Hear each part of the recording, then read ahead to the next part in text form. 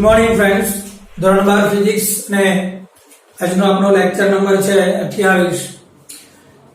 પ્રશ્ન આપણે ચેપ્ટર ચાલી રહ્યું છે 3 પ્રવાહ વિદ્યુત અને પોટેન્શિયોમીટર આપણો કન્ટિન્યુ ટોપિક છે. ગઈકાલના લેક્ચરમાં પોટેન્શિયોમીટરના પ્રશ્નમાં પહેલો પ્રશ્ન તેનો સિદ્ધાંત જોયો અને બીજો પ્રશ્ન પોટેન્શિયોમીટરનો ઉપયોગ કરી કઈ રીતે બેટરીનું EMF ની સરખામણી કરી શકાય અને બેટરીનું EMF પણ શોધી શકાય.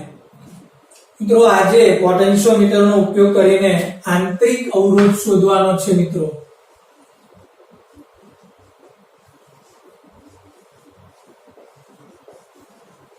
છેલ્લો પ્રશ્ન ફરી પાછું જણાવી દઉં. પોટેન્શિયોમીટરની આકૃતિ જે પહેલી લીધેલી હતી એ જ લઈશું.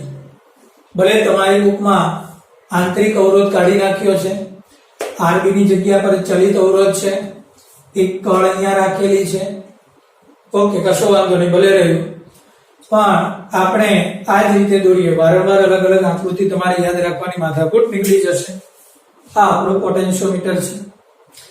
યાદ કરો, પહેલા પ્રશ્નનું સૂત્ર શું હતું? ફરી પાછું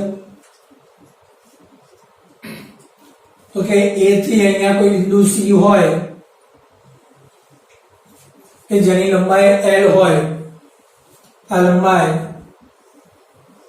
L હોય તો PD નું સૂત્ર શું હતું?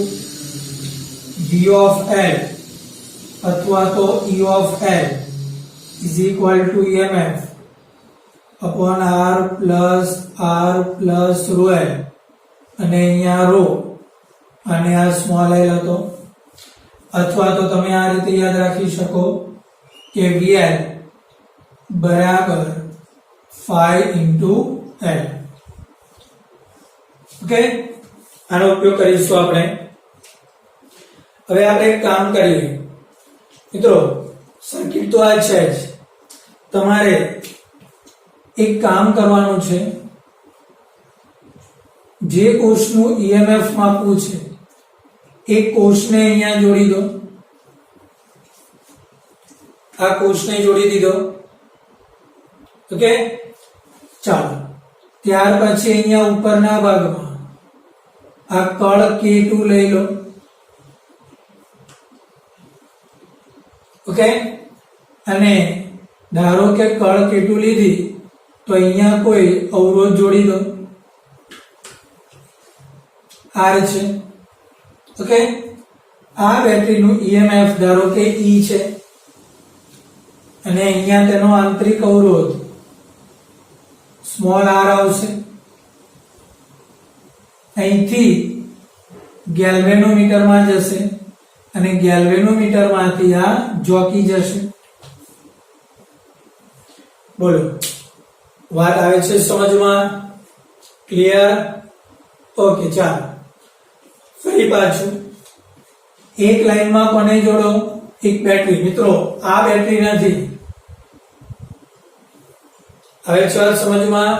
અચ્છા, આ બેટરી નથી તો છૂટું પાડવા માટે તમે સમજી શકો કે ધારો કે આને હું કેપિટલ E લઉં, આનું EMF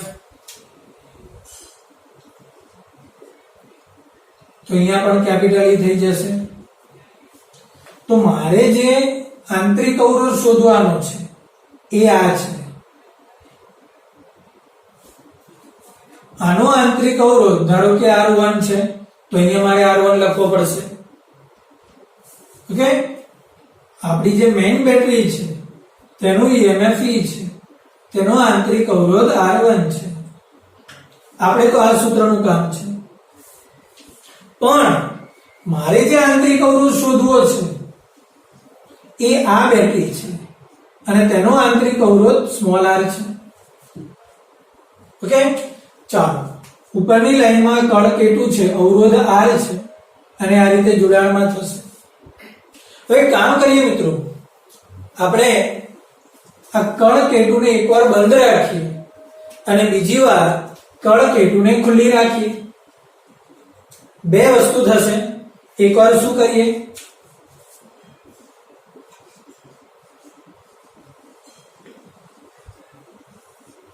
અને બીજી વાર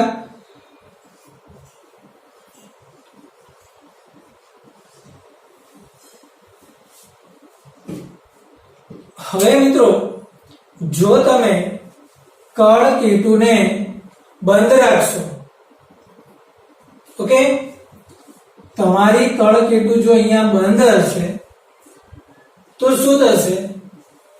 આ બંધ હશે તો બંને લાઈનમાંથી પ્રવાહ પસાર થશે. આવે છે વાત સમજમાં? એક ઉપરની લાઈનમાંથી પણ પ્રવાહ પસાર થશે અને એક નીચેની લાઈનમાંથી પણ પ્રવાહ પસાર થશે. ઓકે, અને જો તમે કળ K2 ને ખુલ્લી રાખશો તો ઉપરની લાઈનમાંથી પ્રવાહ પસાર નહીં થાય, માત્ર ને માત્ર નીચેની લાઈનમાંથી જ પ્રવાહ પસાર થશે. ક્લિયર? ઓકે, તો એક વસ્તુ યાદ રાખજો, કળ K2 જ્યારે ખુલ્લી હશે ત્યારે આ જે EMF છે, બેટરીનો EMF આપણને અસ્તિત્વમાં આવશે. ફરી પાછું, કળ K2 ખુલ્લી હશે એટલે કે ઉપરની લાઈન કેન્સલ થઈ જશે, આ ખુલ્લી થઈ ગઈ, તો માત્ર જોડાણમાં કઈ આવશે? આ નીચેની લાઈન. તો બેટરીનો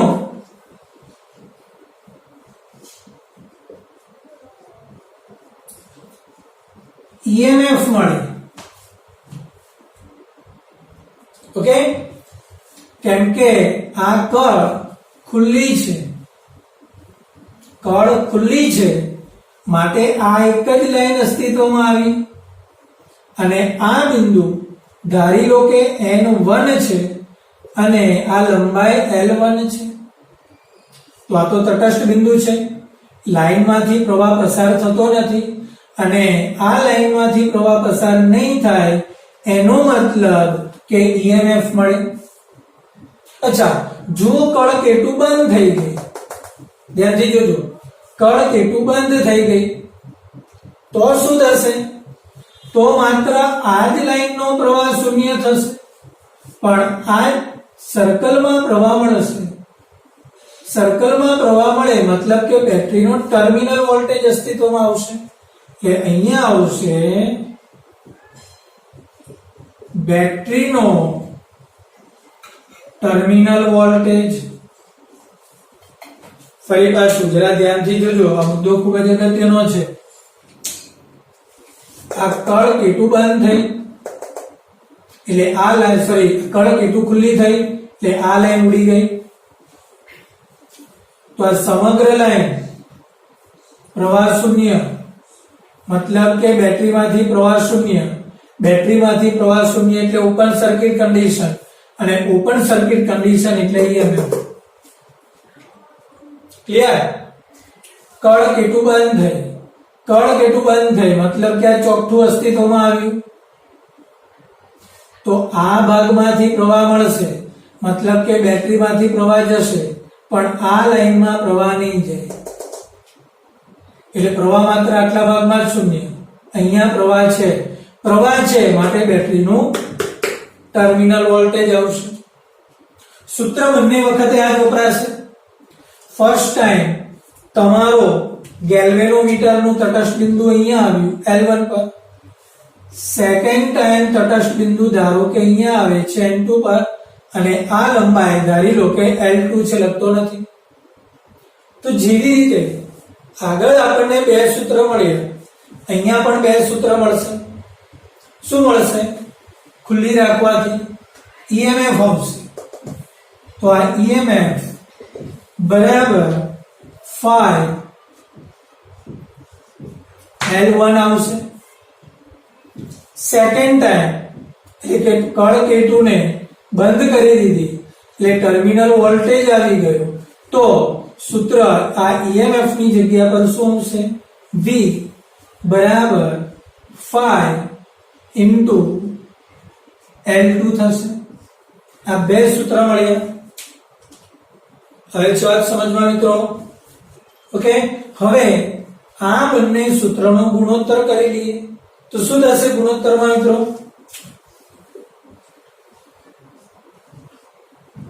V upon E is equal to 5 ઉડી જશે, L2 upon L1. ચાલો, આવે છે વાત સમજમાં? એકદમ ક્લિયર. હવે જો આટલા ભાગને ધ્યાનમાં લો તો શું કરી શકાય? આ જે V છે, જરા આકૃતિ અલગથી ડ્રો કરું છું. આ કળ કેટુને કાઢી નાખો. આ અવરોધ કેપિટલ R,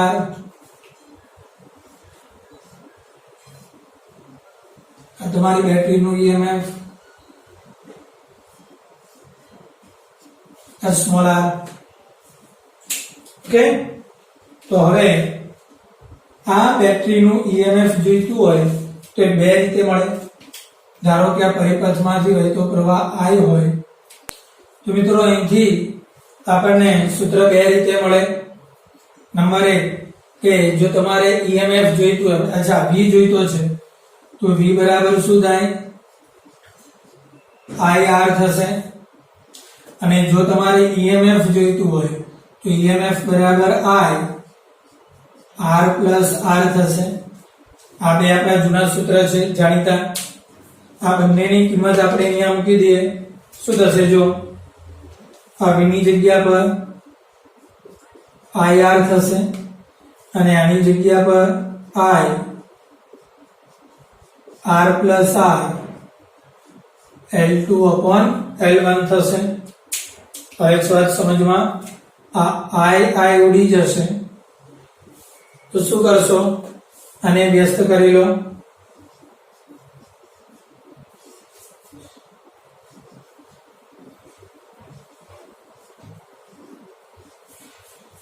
ઓકે, હવે આના છેદમાં R લઈ લો.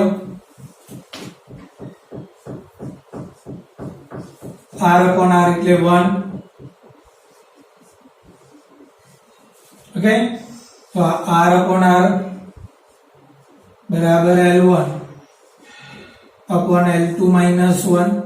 સ્મોલ r ને કરતા બનાવી દો તો capital R L1 upon L2 minus 1.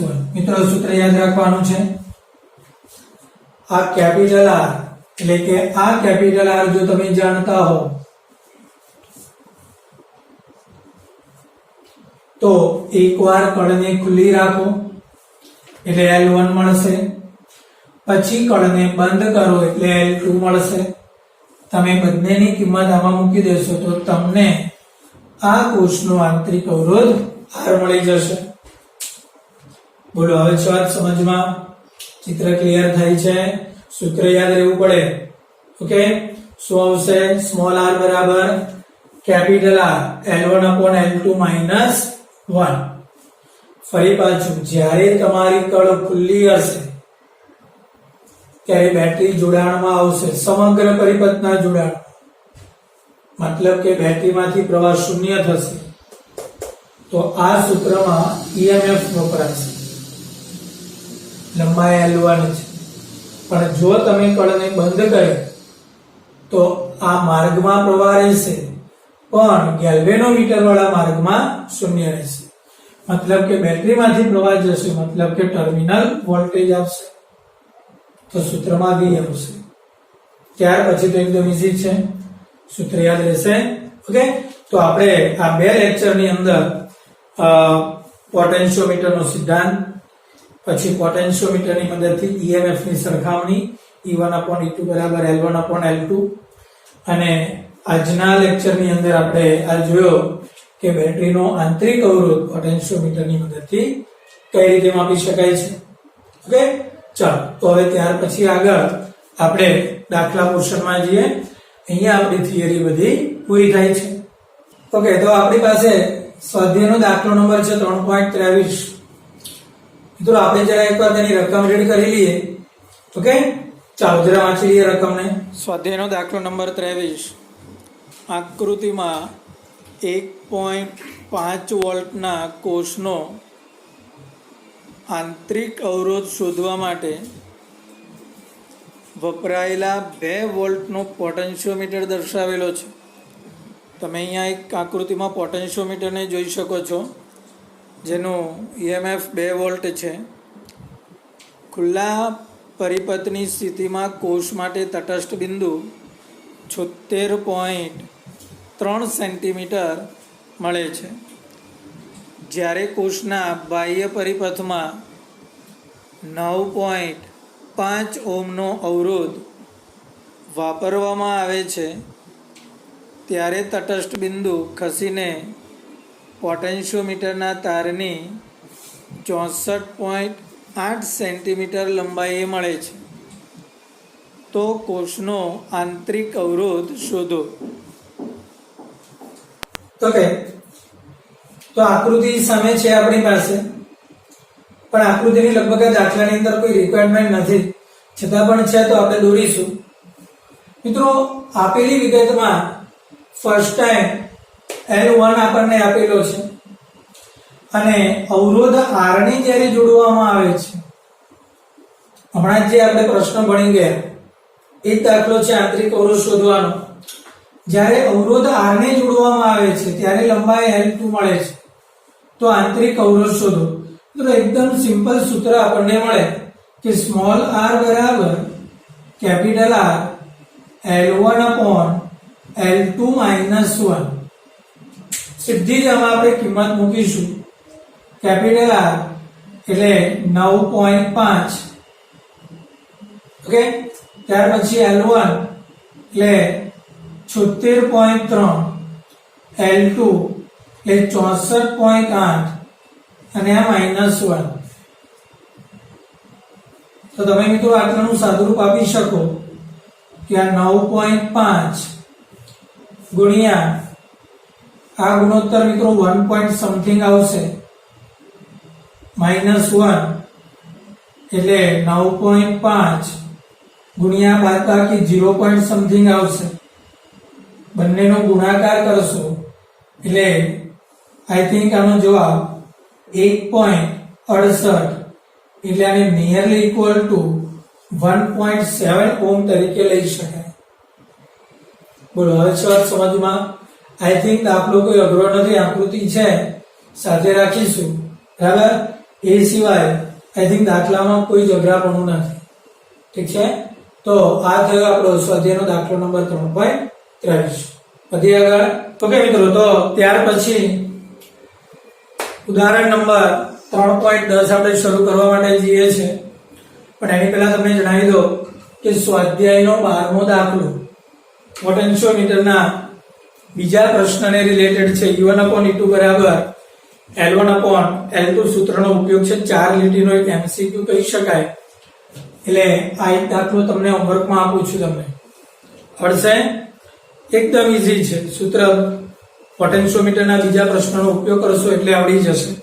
Okay, આજના આ લેક્ચરનો છેલ્લો દાખલો અને ઉદાહરણનો પણ છેલ્લો દાખલો છે. Example number 3.10. જરા એકવાર આપણે રકમ વાંચી લઈએ અને ત્યાર પછી દાખલામાં આગળ વધીએ. ઓકે, ઉદાહરણ નંબર 10. પોટેન્શિયોમીટર તારમાંથી R ઓહ્મનો અવરોધ પ્રવાહ ખેંચે છે. પોટેન્શિયોમીટરનો કુલ અવરોધ R0 છે, જે આકૃતિમાં દર્શાવેલો છે. પોટેન્શિયોમીટરનો અવરોધ R0 અને તેની સામે બીજો એક અવરોધ R છે. તો તે કેટલો પ્રવાહ ખેંચે છે? હવે પોટેન્શિયોમીટરને V વોલ્ટ જેટલો વોલ્ટેજ આપવામાં આવેલો છે. જોકી એટલે કે સરકતી કળને પોટેન્શિયોમીટરની મધ્યમાં જોડાયેલું હોય, એટલે કે R0/2 પાસે જોકીને અટકાવીએ તો તે માટે કેપિટલ R ને સમાંતર વોલ્ટેજનું મૂલ્ય કેટલું આવશે? ઓકે મિત્રો, તો આપણી પાસે આ એક તાર એસી પોટેન્શિયોમીટરનો તાર છે. તો એસી તાર મિત્રો આકૃતિ ભલે બદલાઈ ગઈ, તો આનાથી કઈ એવું નથી કે આ પોટેન્શિયોમીટરનો સિદ્ધાંત બદલાઈ જશે. જે A અને B વચ્ચેનો જે તાર હતો ટોટલ, એ આ આખો તાર છે, ફોલ્ડ કરેલો નથી, સળંગ છે. આખા તારનો અવરોધ R0 છે અને તેનું ટોટલ વોલ્ટેજ V છે. હવે તેમાં તારના મધ્ય બિંદુ પાસે એક બીજો અવરોધ કેપિટલ R જોડેલો છે, આખા તારનો અવરોધ R0 છે, ઓકે, અને એ તારના મધ્ય બિંદુ પાસે બીજો તાર કે જેનો અવરોધ કેપિટલ R છે જોડી દીધો છે. તો આપણને એવું કહે છે કે A અને બે જે બિંદુઓ છે તેમની વચ્ચેનો PD શોધવાનો છે મિત્રો. જવાબ મેં લખી રાખેલો છે, ઓકે, આવી જશે હમણાં. ચાલો પહેલા તો એક કામ કરીએ. આખા તારનો અવરોધ કેટલો? R0, એટલે કે તાર AC નો અવરોધ R0. તો મિત્રો અહીંયા B બિંદુ તેનું મધ્ય બિંદુ છે, તો AB નો અવરોધ કેટલો થશે? R0/2 થશે, ઠીક છે, ઓકે. હવે મિત્રો તેને સમાંતર એક R છે, તો આ બે અવરોધ સમાંતરમાં થયા. કયા કયા? R0/2 અને R. તો બંનેનો સમતુલ્ય અવરોધ એટલે કે A અને B વચ્ચેનો અસરકારક અવરોધ કેટલો થાય? સાઈડમાં આપણે રફ કામ કરી જોઈએ. જો આ એક બાજુ અવરોધ કેટલો? R0/2. આ બીજી બાજુ અવરોધ કેટલો? R. તો સમાંતર જોડાણ થઈ ગયું,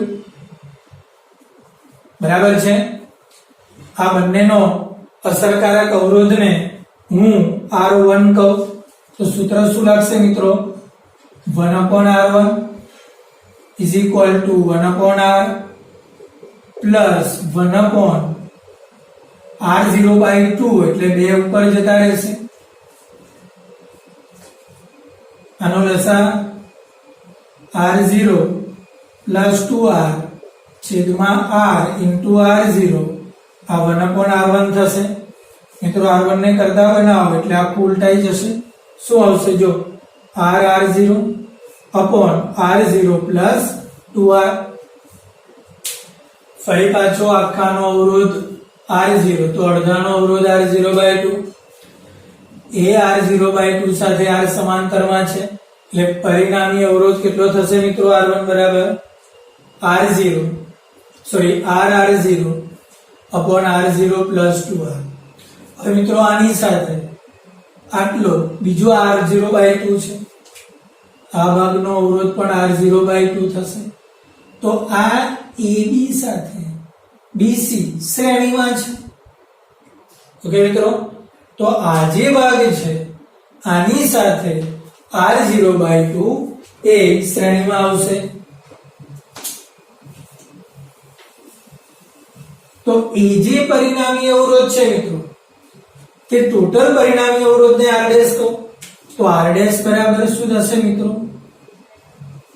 આ R1 તો ખરો જ, પ્લસ R0/2 એટલે 2R1 પ્લસ R0/2 એટલે આ થઈ ગયો R', 2R1 પ્લસ R0/2.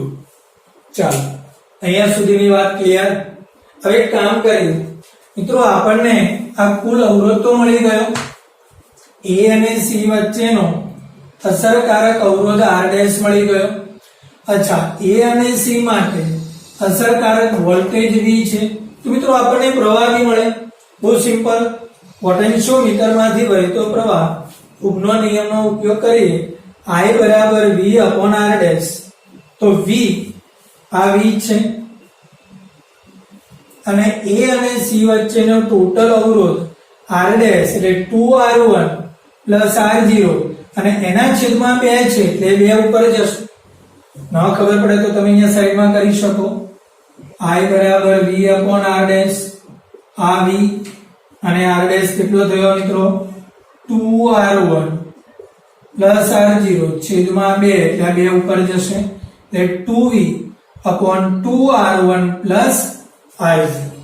ચાલો આટલી વાત આઈ થિંક તમારા દિમાગમાં ક્લિયર થવી જોઈએ. ઓકે, તો પ્રવાહ પણ મળી ગયો. હવે મિત્રો આપણને શું કહે છે? આપણને એવું કહે છે કે A અને B આ બે બિંદુ વચ્ચેનો જ PD જોઈએ છે મારે. તો બહુ સિમ્પલ, A અને B બે બિંદુ વચ્ચેનો પીડી જોતો હોય તો ઓહમનો નિયમ વાપરો. ધારો કે આ બે બિંદુઓ વચ્ચેનો પીડીને V1 કહું તો ઓહમનો નિયમ V બરાબર IR. તો પ્રવાહ કેટલો થશે I અને અવરોધ A અને B નો વચ્ચેનો સમતુલ્ય અવરોધ મિત્રો R1 છે તો આવશે IR1. ચાલો આવી વાત સમજમાં. હવે આપણે કિંમત મૂકીએ. આ V1 I આપણને મળી ગયો છે મિત્રો. કેટલો થશે I 2V upon 2 R1 plus R0. Okay ચાલો હવે R1 ની કિંમત આ R1 અત્યારે તો R1 જ રાખું છું. હવે મિત્રો આમાં R1 ની કિંમત અહીંયા પણ મૂકવાની છે અને અહીંયા પણ મૂકવાની છે. શું થશે જો 2V છેદમાં R2. ચાલ R1 ની જગ્યા પર શું આવશે તો કે R0 upon R0 plus 2R થશે. ઓકે ચાલો પ્લસ R0 તો ખરો જ. ઓકે અને આખો કૌંસ પૂરો થયો. હવે R1 ની કિંમત પાછી એ શું થશે R0 ના છેદમાં R0 plus 2R. બોલો ફરી સમજ. ચાલો આ ત્રણે ત્રણનો ગુણાકાર થશે એટલે 2V R0. હવે છેદમાં શું થશે જો R2 R0. આનો આની સાથે લસા થશે એટલે આ R0 બંને સાથે ગુણાશે એટલે પ્લસ R0 સ્ક્વેર પ્લસ આની સાથે ગુણાશે એટલે 2R0 અને આખાના છેદમાં R0 પ્લસ 2R થશે. ઓકે ગુણ્યા આ જે પદ છે 1 ના છેદમાં આ R0 તો અહીંયા જતો રહ્યો એટલે અહીંયા 1 ના છેદમાં R0 પ્લસ 2R થશે મિત્રો. બોલો આવી વાત સમજમાં. તો હવે જો R0 પ્લસ 2R આ ઉડી જશે. ઠીક છે. ઓકે હવે આ જે ત્રણે ત્રણ પદ છે એમાંથી તમે જોઈ શકો છો R0 કોમન નીકળશે અને એ કોમન નીકળેલો R0 ઉપરના R0 સાથે ઉડી જશે તો શું બચશે જો 2V R. તો અહીંયા શું વધ્યો 2R. અહીંયા શું વધ્યો 2R એટલે 4R થયો પ્લસ આમાંથી એક R0 થયો ગયો એટલે R0 બચ્યો. તો મિત્રો આ ફાઇનલી તમને આન્સર મળ્યો V1 બરાબર 2VR 4R plus R0 4R plus R0 એટલે પોટેન્શિયોમીટરના મધ્ય બિંદુ અને પ્રથમ બિંદુ વચ્ચેનો potential difference 2VR upon 4R plus R0 થયો. બોલો મિત્રો આવી વાત સમજમાં. તો આ થયું આપણો ઉદાહરણનો દાખલો નંબર 10 સ્વાધ્યાયનો 12મો દાખલો હોમવર્કમાં થયો. અને મિત્રો આની સાથે આપણો ચેપ્ટર નંબર 3 ની થિયરી તો પૂરી થઈ ચૂકી છે અને આજના આ દાખલાની સાથે સ્વાધ્યાય અને ઉદાહરણના બધા દાખલાઓ પૂરા થઈ છે. બે ત્રણ દાખલા એવા છે જે સમજૂતી બેઝ છે, જે આપણે સ્કૂલ શરૂ થશે ત્યારે એ દાખલાઓની અંદર શું કહેવા માંગે છે એની સમજૂતી આપણે જોઈ લઈશું. પરંતુ મિત્રો એનસીઈઆરટી ના પ્રશ્નપત્રમાં એ દાખલાઓ ક્યારેય પૂછાય નહીં, કેમ કે એ સમજૂતી છે. તમે પણ જોઈ શકો છો દર્પણ બુકની અંદર તમે જોશો એટલે તમને આઈડિયા આવી જશે. દાખલા નથી પણ આપણે જે થિયરીઓ ભણી ચૂકેલા છે તેને રિલેટેડ થોડી સમજૂતી છે. ઠીક છે મિત્રો, તો આના પછીના લેક્ચરની અંદર આપણે JEE નીટના MCQ કરવા માટે જવાના છીએ. ઓકે, તો તમને જે મોડર્ન ABC ની જે બુક આપેલી છે તેના MCQ આપણે શરૂ કરીશું. સાથે સાથે તમે દર્પણની અંદર જે પરીક્ષાલક્ષી MCQ, ગુજકેટમાં પૂછાયેલા MCQ આપેલા છે તે પણ તમે સાથે સાથે કરતા રહેજો, જેથી કરીને તમે વધારે પ્રેક્ટિસ કરી શકો. ઠીક છે મિત્રો, તો આજના લેક્ચર પૂરતું આટલું રાખીએ. નેક્સ્ટ લેક્ચર માટે ફરી પાછા મળીશું.